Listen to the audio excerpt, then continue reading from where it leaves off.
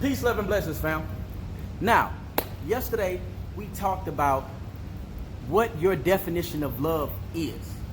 Now, on this terrific Tuesday, we're going to keep on rolling with this. Since Valentine's Day is going to be on Friday, we're going to go ahead and go through some thought processes as far as relationships and love and how we look at it and our perspectives and how they not only affect our lifestyle, but the other partner's lifestyle and other individuals around us.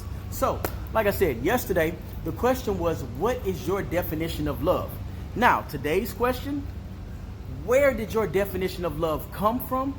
And do you apply that same definition to loving yourself as you do for others? For instance, perfect example, let's run it this way.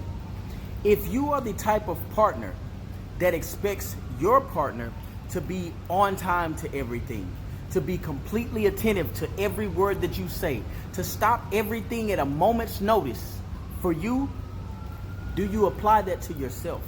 Are you on time for everything? Are you fully attentive to your own needs or to your partner's needs? We have to learn to look at these things deeper, because many a times we're able to put others on a pedestal that we're not able to stand on ourselves.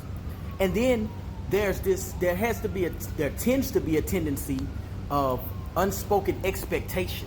So, is your definition based off of unspoken expectation? Meaning, do you feel a certain way about how you're supposed to be loved and aren't expressing it? Therein, there's a lack of communication, and you feel as though your partner should do something that you are not expressing you want done, or that you may not even know yourself you need or want done, because you're not truly paying attention to yourself and applying the definition of love that you have put upon your life or upon your partners to yourself.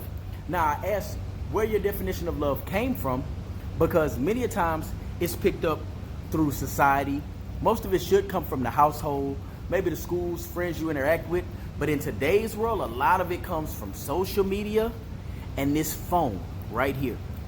So, if you are living a fantasy lifestyle as to where you feel like things are supposed to go as they go in Twilight or other movies that you see, or if you're addicted to confusion because you watch soap operas all day, now you can look back and say, dang, that's why I went through that in this relationship, because my definition is contrary to what I claim or think I want in a relationship. So do some self-research, do some self-investigating, and study not only what your definition of love is and how or do you apply it to your own life.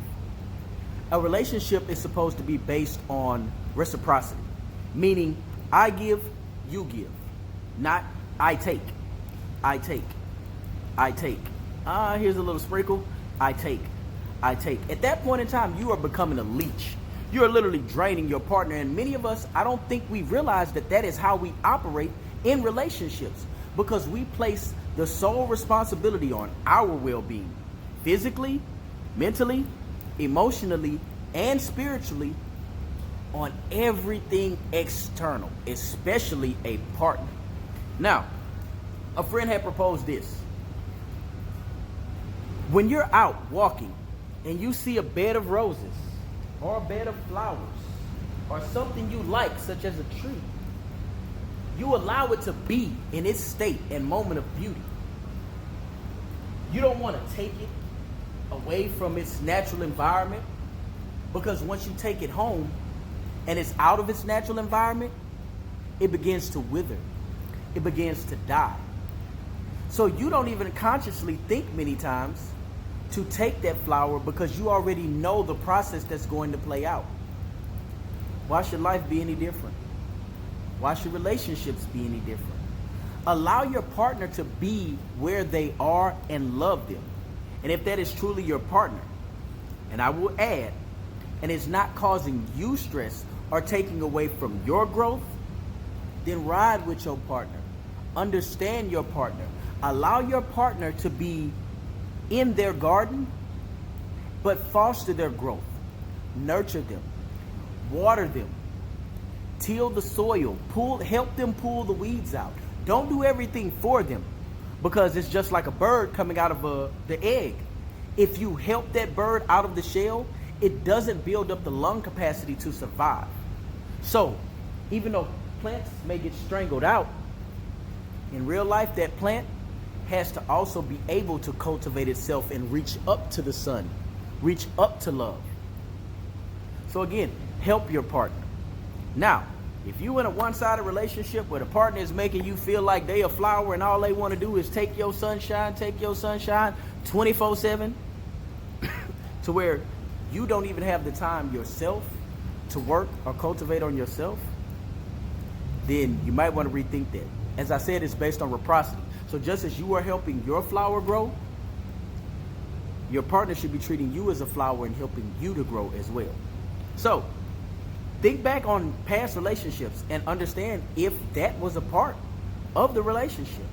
If there was any type of reciprocity with regard to defining love and applying it in each other's lives.